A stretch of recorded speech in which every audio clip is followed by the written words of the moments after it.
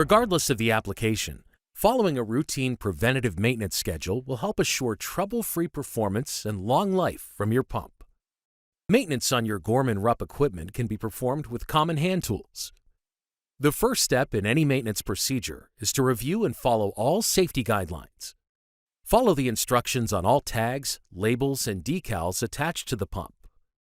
Prior to opening or servicing a pump, familiarize yourself with the owner's manual for your pump make and model.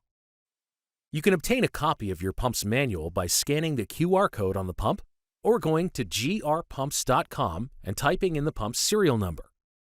Before performing maintenance, always disconnect or lock out the power source to ensure the pump remains inoperative. Allow the pump to cool completely if overheated. Check the temperature before opening any covers, plates, or plugs. Close the suction and discharge valves to isolate all hydraulic pressure from the pump. Vent the pump slowly and cautiously, and then drain the pump. Use only genuine Gorman-Rupp replacement parts when performing maintenance on your pump.